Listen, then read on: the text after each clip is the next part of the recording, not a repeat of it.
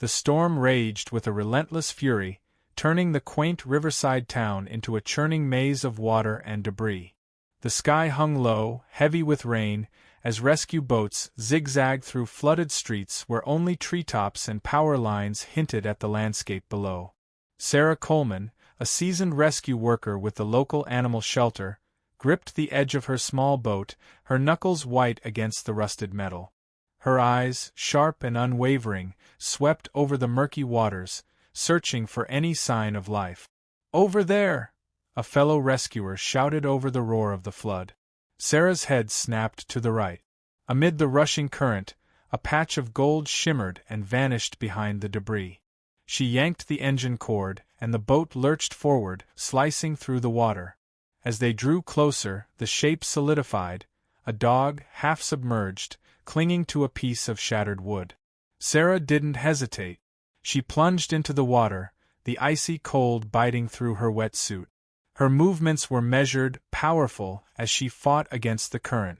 The dog, a golden retriever with matted fur and wide, desperate eyes, paddled weakly as she approached. "It's okay, buddy.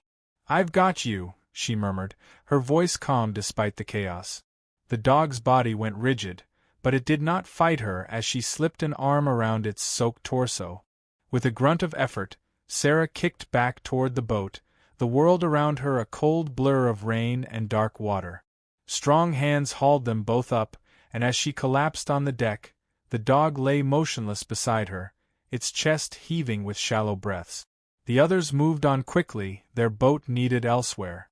But Sarah remained, the dog's quiet, steady gaze pulling at something deep within her. She wrapped him in a dry blanket, her fingers brushing over his coarse fur, and felt a subtle shiver run through him. "You're safe now," she whispered. The dog didn't respond in the usual way, no frantic licking, no trembling whimpers. Instead, he simply stared at her, a strange calmness radiating from his amber eyes. It was as if he had been waiting for her all along. By the time they reached the makeshift animal shelter, the rain had softened to a dull drizzle. The gymnasium of the town's high school had been transformed into a sanctuary for displaced pets, rows of kennels and tarps creating a patchwork of temporary homes. Volunteers moved like ghosts, tending to the animals, their faces drawn with exhaustion. Sarah carried the retriever inside, her muscles aching from the cold. She laid him on a cot and sat beside him, her mind running through the basics: food, water, warmth. But as she ran a towel over his fur, more questions rose to the surface. Where had he come from? Why was he alone? "Hey, Sarah," a young volunteer with a clipboard approached, her voice soft. "We need to tag him and get him settled. Got a name?" Sarah hesitated, still watching the dog. His head rested on his paws, his eyes unblinking. "Let's call him Buddy for now." "Okay. I'll grab a tag." As the girl moved away, Buddy's head lifted slightly. His ears pricked, his nostrils flared. It was subtle, but Sarah caught it, a flicker of recognition, a glimmer of purpose. "You looking for someone?" she asked. Buddy didn't respond, but his body tensed, muscles coiling beneath damp fur. Sarah found herself leaning closer, drawn into his stillness. She had seen hundreds of animals in distress, but Buddy's quiet resolve unnerved her. It was as if he wasn't lost at all but had simply been waiting to be found. Throughout the evening, Buddy's behavior remained peculiar. When a door opened, his head would snap toward the sound. If a child cried, his body would go rigid, and he would stare until the noise faded. His eyes seemed to track the room, as if he were searching for something, someone. Sarah stayed close, her instincts pulling her back to his side again and again. The other animals yipped and meowed, their anxiety palpable, but Buddy remained a calm island in the storm. His demeanor was not that of a stray. He was trained, disciplined, as though he had a job to do. Night fell, and the shelter grew quiet. Sarah made a bed of blankets on the floor beside Buddy's cot, the cold seeping through the concrete. She pulled her jacket tighter around her, fatigue settling in, but every time she closed her eyes, Buddy would shift, his nails tapping softly on the ground. Around midnight, a low growl rumbled from his throat. Sarah's eyes shot open and she saw him standing, his body a taut line, his gaze fixed on the door. She pushed herself up, her muscles protesting, and followed his stare. There was nothing there, just shadows and the dim hum of emergency lights. "What is it, boy?" Buddy's growl faded into a whine. He padded toward the door, each step deliberate, his movements more human than canine. When he reached the exit, he sat, his head turning back to Sarah, his eyes filled with an urgency she could not decipher. A shiver crept up her spine. "You want to go outside?" Buddy's tail thumped once against the floor, his only confirmation. She grabbed a leash, clipping it to his collar, and opened the door. Cool night air washed over them, the world outside still wet and silent. Buddy led her into the parking lot, his pace steady, his nose barely twitching. They walked for several minutes, Buddy guiding her with quiet precision. He led her past the makeshift triage center, beyond the rows of emergency vehicles, to the edge of the school grounds where floodwaters still pooled against the chain-link fence. He stopped abruptly, his nose to the ground, and began to dig. "Buddy, what are you doing?" He didn't respond, his paws churning mud, his breaths coming in sharp, determined bursts. Sarah crouched beside him, her fingers sinking into the earth, and together they unearthed a small, waterlogged backpack. Her heart pounded as she pulled it free, the fabric torn, zippers rusted. She unfastened the main compartment, her hands trembling. Inside, amid the soaked remains of clothing and a faded notebook, she found a child's drawing, a golden retriever, standing beside a stick figure with curly hair. A name was scrawled in shaky letters: Riley. Buddy whined softly, his nose pressed against the drawing. Sarah's breath caught in her throat. "Oh my God!" The weight of the mystery settled over her, cold and heavy. She looked down at Buddy, his eyes now filled with a depth of emotion she could not fathom. He had led her here for a reason, and it was only the beginning. Her grip tightened on the backpack. Whatever story Buddy carried with him, she knew now there was more to uncover. And as the first light of dawn touched the sky, she felt the pull of the unknown, a thread winding tighter around them both, drawing them deeper into a truth yet to be revealed. Sarah sat cross-legged on the cold floor of the makeshift shelter, the damp backpack resting in her lap. The drawing, smeared with mud and water stains, lay open before her. Buddy sat beside her, his gaze unwavering, as if waiting for her to understand. The room around them was quiet now, the hum of generators and the soft breathing of the animals a muted backdrop to the storm of questions in her mind. "Riley," she murmured, tracing the name with her finger. The stick figure's curly hair, drawn in bright, looping lines, suggested a child's touch. A shiver crawled up her spine as a sense of urgency settled into her bones. "Is Riley your person?" she asked, turning to Buddy. His ears perked, and his amber eyes met hers, a flash of hope breaking through the calm. It was enough. Sarah stood, the backpack slung over her shoulder, and grabbed a flashlight. She needed answers, and something told her Buddy was the key to finding them. She moved quickly through the rows of cots, past volunteers slumped in exhausted sleep. The town's emergency hub was a patchwork of survivors, their stories etched in tired faces and quiet whispers. She slipped through the exit, Buddy at her side, his paws barely making a sound on the wet pavement. The night air was sharp, the remnants of the storm clinging to the world in droplets and mist. Buddy led her again, his steps steady and sure. This time, they moved beyond the school grounds, the floodwaters receding to reveal tangled debris and washout road. Each step sank into mud, but neither of them slowed, the thread of purpose winding tighter between them. They reached a cluster of homes, their skeletal frames jutting out of the earth like bones. The windows were shattered, doors hanging askew, the flood having left nothing untouched. Buddy halted at the edge of a driveway, his body tensing, and Sarah saw the remnants of a picket fence tangled in the bushes. A mailbox, half submerged and rusting, bore the faint, peeling letters, Miller. Her breath hitched. Is this Riley's home? Buddy whined softly, his tail tucked low, a shadow of fear in his posture.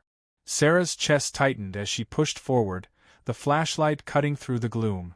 They moved around the side of the house, and Buddy led her to a broken window, its jagged edges a dark grin in the moonlight. Wait here, she whispered. She climbed through carefully, the crunch of glass underfoot echoing in the hollow silence. The interior was a chaos of overturned furniture and mud-caked floors. Family photos, their frames cracked and waterlogged, lay scattered on the ground. She knelt, brushing away dirt, and revealed the smiling face of a young girl with wild curls, Riley. Her mind raced. Where was Riley now? Had she escaped the flood? Was she alone? A noise snapped her back to the present. A soft rustling, barely audible, coming from down the hall. She rose slowly, every muscle tight, and moved toward the sound. Her flashlight wavered over the walls, the beam catching on damp wallpaper and shadows that seemed to breathe. "Hello?" she called, her voice a fragile thread. Silence. Then, the creak of wood, a shuffling step. Sarah's pulse thundered in her ears. She reached the doorway at the end of the hall and hesitated, her hand pressed against the wood. She pushed the door open. The room beyond was a child's bedroom, the pastel walls smeared with mud. Stuffed animals lay strewn across the bed, their button eyes staring into the dark. And in the corner, half buried under a pile of blankets, something moved. Riley! A gasp, and the blankets shifted. A small face peered out, eyes wide and red-rimmed, curls matted against her cheek. Who are you?" The voice was a cracked whisper, hoarse and trembling. Sarah dropped to her knees, her flashlight set aside, her hands open and empty. "My name's Sarah. I'm here to help. Is your name Riley?" The girl hesitated, then nodded slowly. Tears carved clean tracks through the grime on her face. "It's okay. You're safe now." Riley's body remained taut, her knees drawn to her chest. "Buddy, where's Buddy?" A thump outside, and Sarah turned to see the window. Buddy's silhouette filled the frame, his eyes fixed on the girl. The moment stretched, a fragile bridge between fear and relief. "Buddy!" Riley's voice broke, and she scrambled from the blankets, her small form darting to the window. Buddy wiggled through, his fur brushing glass, and Riley threw her arms around him, her sobs muffled against his neck. Sarah felt a swell of emotion, the weight of the night pressing against her. She had found them both. But beneath the relief, a question gnawed at her. How had Buddy known to come back here? What was he trying to show her? Riley pulled away, her tiny fingers still tangled in Buddy's fur. "He saved me. When the water came, he wouldn't leave. He kept pulling me up, barking until someone heard." Sarah's throat tightened. "You've been here this whole time?" The girl nodded, a shiver racking her frame. "I was waiting. For my mom and dad." Her voice cracked, the last word swallowed by a sob. Sarah's mind raced. The flood had swept through days ago. If Riley's parents had been caught in it, she forced the thought down, focusing on the present. "We need to get you both to safety. There are people who can help." "No." Riley's grip on Buddy tightened, her knuckles white. "I can't leave. Mom said to stay here. She said she'd come back." Buddy whined, his muzzle pressed against Riley's cheek, a low, mournful sound that seemed to echo through the empty house. Sarah knelt beside them, her voice gentle but firm. "Riley, we can come back. I promise. But right now you need food, warmth, and your parents might already be at the shelter, looking for you." The lie slipped from her lips with a practiced ease, a necessary kindness. Riley's eyes widened, hope sparking in the dark. "Really? Really?" Buddy gave a soft bark, as if echoing the promise, and Riley seemed to draw strength from it. She allowed Sarah to lift her, her body light and fragile, and together they climbed through the window. The world outside was gray and still, the first hints of dawn brushing the horizon. As they made their way back to the shelter, Sarah's mind whirled. She had found Riley, but the mystery remained. Buddy's instincts, his connection to this place, It was no coincidence. And with each step she felt the pull of the unknown, a story not yet fully told, a truth buried beneath the flood's muddy waters. The path ahead was uncertain, the road back long and winding. But with Riley's fingers wrapped around hers, and Buddy's steady presence at her side, Sarah knew there was no turning back. The mystery had only just begun, and whatever secrets remained, they would face them together. Back at the emergency shelter, Sarah cradled a steaming cup of coffee, its warmth seeping into her cold, damp hands. Riley sat bundled in a thick blanket, a bowl of soup resting on her lap. Buddy lay at her feet, his eyes half closed but his ears alert. The quiet hum of the shelter provided a stark contrast to the storm's chaos, but beneath it, Sarah felt the undercurrent of unanswered questions. Riley ate slowly, her small hands gripping the spoon with a fragility that twisted Sarah's heart. Volunteers moved around them, casting curious glances but giving them space. The child's resilience shone through the exhaustion etched on her face. "Riley," Sarah began gently, "can you tell me more about what happened when the flood came?" The girl's spoon paused midair. Her eyes shifted to Buddy, who gave a soft rumble, almost like encouragement. "The water came really fast. It was loud like a monster. Mom and Dad told me to go upstairs and wait." Her voice wavered, each word a careful step through a minefield of memories. "And Buddy? He stayed with me. When the water started coming in, he kept barking and pulling me. I hid in the closet. He stayed in front, like he was guarding me." A chill crept up Sarah's spine. She pictured the dark, flooded house, the water rising, and Buddy, loyal, steadfast, standing between Riley and danger. It was more than instinct.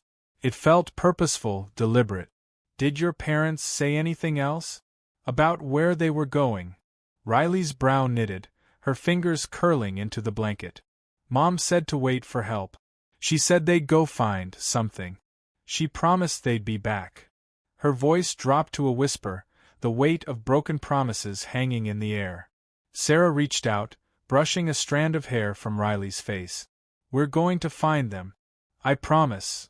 But as she spoke, doubts gnawed at her. The days since the flood had blurred into each other, and survivors had been accounted for, mostly. Still, there were gaps, missing people, unanswered calls. She needed to dig deeper. Leaving Riley in the care of a volunteer, Sarah moved to a quiet corner and pulled out her phone. The spotty reception finally cooperated, and she tapped into the emergency databases, scrolling through lists of evacuees and the missing. The Millers were not on any list. No record of them at any shelter, no calls logged under their names. It was as if they had vanished with the flood. "Sarah." She turned to find Officer Grant approaching, his uniform creased, his face a map of exhaustion. "I heard you found a kid." "Yeah, her name's Riley Miller. She was alone in a house on Maple Street." Grant's expression tightened, his gaze flicking toward Riley. "Maple Street, that area was hit hard. We cleared it days ago. She was hiding. I don't think anyone knew." Sarah hesitated, the edges of a darker thought brushing against her. "Her parents aren't on any of the list. I've checked everywhere." Grant sighed, rubbing a hand over his stubbled jaw. "A lot of folks didn't make it out. Some we may never find. But there's more to it. Buddy the dog, he led me straight to her. And Riley said her parents went to find something before they disappeared." His brow furrowed. "Like what?" "I don't know. But I think Buddy does." They exchanged a look, an unspoken agreement forming between them. Buddy wasn't just a dog caught in a storm. He was a guide, a thread through the labyrinth of this tragedy. "Let me see if I can pull any records on the Millers," Grant said. "There might be something we're missing." As he left, Sarah returned to Riley. The girl had dozed off, Buddy curled protectively around her. Sarah sat beside them, her mind churning through the fragments of the mystery. Her phone buzzed, and she answered quickly. "Grant." "Yeah." "I pulled the Millers' records. They were new in town, moved in about 6 months ago. No known relatives nearby. And here's the thing, The house they were living in? It was listed under a trust. No clear owner. A trust? That's unusual. It gets stranger. The trust is linked to a research company, Wainwright Labs. Ever heard of them? The name struck a chord, a distant echo of something unsettling. They were involved in that pharmaceutical scandal a few years back, right? Experimental treatments. A lot of controversy. Exactly. There's no clear link between the Millers and the lab, but it feels off. Sarah's pulse quickened. What if they were hiding? What if they had something the lab wanted? It's possible. But why would they risk staying through the flood? Her gaze drifted to Riley, her face peaceful in sleep. Because they had something to protect. Or someone. Grant's voice sharpened. You think Riley's involved? Maybe not Riley. But what if it's Buddy? The silence on the other end of the line felt like a held breath. You think the dog? Sarah's thoughts raced, pieces of the puzzle clicking into place. Buddy's uncanny intelligence, his drive to find Riley, the sense of purpose that had guided him through the chaos. It would explain why the Millers disappeared. If they were running from someone, and if Buddy was part of it. Grant's tone hardened. We need to move carefully. If Wainwright Labs is involved, this could get dangerous fast. Sarah's resolve crystallized. She had uncovered the edge of a deeper truth, a thread leading into the shadows. But with Riley's fragile hope and Buddy's unwavering loyalty, she knew she couldn't back down. Then let's find out what they were hiding, she said. Before it's too late. She hung up, her path clear. The storm had passed, but the real danger was only just beginning. And as she looked into Buddy's eyes, she knew they were on the edge of something bigger than any of them had imagined. The next morning, the world seemed unervingly calm. The floodwaters had receded, leaving behind a landscape of mud and debris. The emergency shelter buzzed with a tentative optimism as rescue operations shifted from chaos to recovery. But for Sarah, the mystery surrounding Riley, Buddy, and the missing Millers hung like a storm cloud. Sarah sat in the back of Officer Grant's SUV, her fingers brushing Buddy's fur for comfort. Riley sat between them, her small hands clutching a worn teddy bear someone had given her. The plan was simple.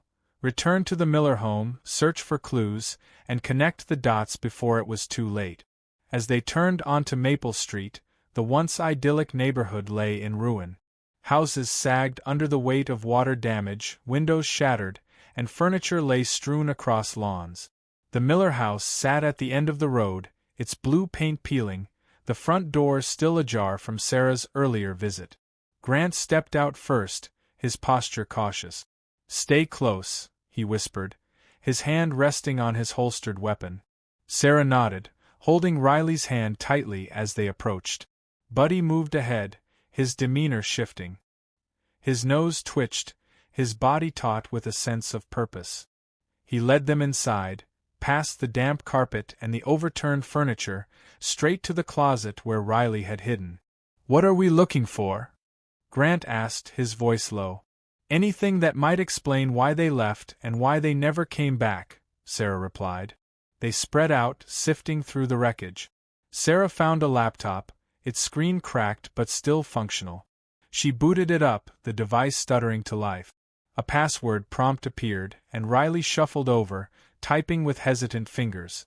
"It was Mom's birthday," she murmured. The desktop loaded, a flurry of documents and folders. Sarah clicked through them, bypassing photos and documents until she found a folder marked Research. Inside were videos, medical files, and a series of emails between the Millers and someone at Wainwright Lab. Grant leaned over her shoulder. "What are we looking at?" "They were part of a clinical trial," Sarah said, her voice thick with disbelief. "Experimental gene therapy, targeting degenerative brain diseases." "But neither of them looked sick," Grant said. Sarah opened a video file. The screen showed Mr. Miller, his face pale and drawn, sitting at a desk. His voice cracked as he spoke. "If you're seeing this, it means we didn't make it. We thought we could control it. But they wanted more. They wanted Buddy." Riley's breath hitched. Why Buddy? The video continued, revealing footage of Buddy in a laboratory setting. He moved through a maze with uncanny precision, responding to commands that were never spoken. The researchers' voices played over the footage, discussing enhanced cognitive function, genetic manipulation, and an untested procedure that had somehow worked on Buddy. "Oh my God," Grant breathed. They were experimenting on animals. Buddy wasn't just a pet, he was their breakthrough. Sarah's mind reeled. The loyalty, the intelligence. Buddy wasn't just a dog. He was living proof of Wainwright's research, a miracle wrapped in fur. But the implications were darker than that. They must have realized what they had, she whispered. And they ran. They tried to protect him. A creak sounded from the hallway. All three froze. Grant drew his weapon, motioning for them to stay back. "Is someone there?" he called out. Silence. Then a footstep, slow and deliberate. Grant moved forward, his footsteps measured. The door to the basement stood ajar, shadows pooling beyond it. He reached for the doorknob, and as he pulled it open, a figure lunged out. A man, drenched and ragged, stumbled into the room. His eyes were wild, his hands clutching a flashlight like a weapon. Sarah recognized him immediately. "Mr. Miller?" He blinked, the haze of survival lifting just enough to register their faces. "Riley?" "Sarah." His knees buckled, and Grant caught him, easing him to the ground. "They took her," he gasped. "They took my wife." Sarah crouched beside him, her mind racing. "Who took her?" "Wainwright." He nodded, his expression twisted with guilt. "They found us. Said they'd take us back, that it was for our safety. But when we refused, they—" His voice broke, and Buddy moved closer, pressing his warm body against the man's side. "They need him," Mr. Miller said, his voice a broken whisper. "The research. It failed on humans, but with Buddy it worked. They think they can reverse engineer it." Grant stood, his jaw tight. "We need to get you all out of here. Now." But as they moved toward the door, the sound of engines rumbled outside. Dark SUVs pulled up, doors opening in unison. Men in black uniforms spilled out, their movements sharp, efficient. Grant pushed them back into the shadows. "Stay quiet." Through the window, Sarah saw the emblem on the SUVs. Wainwright Labs. She met Mr. Miller's terrified gaze, the truth settling like ice in her veins. They weren't here to help. They were here to take Buddy. "We have to go," she whispered, grabbing Riley's hand. Buddy's ears pricked, his body tensing as if he understood the danger. He moved to the back door, nudging it open with his nose. Grant led the way, his movements controlled. They slipped through the backyard, weaving through debris and overgrown grass. The men were inside now, their voices cold, methodical. As they reached the edge of the property, a shout erupted behind them. Flashlights cut through the shadows, and the chase began. Buddy led them into the woods, his path sure and swift. Sarah's lungs burned, but she kept pace, Riley's hand a lifeline in her own. Branches scraped her skin, mud pulled at her shoes, but adrenaline propelled her forward. Behind them, the men crashed through the underbrush, their shouts growing louder. A shot rang out and Sarah's heart stuttered. "Keep going," Grant urged, his face set with determination. They burst through the trees, the ground sloping downward toward the river. An old bridge stretched across, its wooden planks slick with moss. Buddy darted ahead, leading them onto the bridge. The river below churned, still swollen from the storm. The bridge creaked, each step a gamble. Halfway across, Sarah heard the men reach the edge of the woods. "Stop. We just want the dog." Grant turned, his body a shield. "Go. I'll hold them off." Sarah hesitated, but his expression brooked no argument. She pulled Riley forward, her feet pounding against the wood. Behind them, the sound of struggle, a shout, the sharp bark of a gun. Riley whimpered, but Sarah didn't look back. Buddy reached the far side, his bark pulling them forward. As they hit solid ground, a deafening crack split the air. The bridge shuddered, wood splintering as one of the men's bullets found its mark. The bridge collapsed, a cascade of debris swallowed by the river. Silence fell, the forest holding its breath. Sarah turned, her chest heaving. The men were gone, the river an impassable barrier. Grant was gone too, his sacrifice a wound that cut deep. Buddy sat at her side, his eyes wise and solemn. Riley clung to her, her tears soaking through Sarah's jacket. "We'll be safe now," Sarah murmured, though her own tears mingled with the rain. "I promise." And as the first light of dawn broke through the trees, they stepped forward, the path ahead uncertain but marked by hope.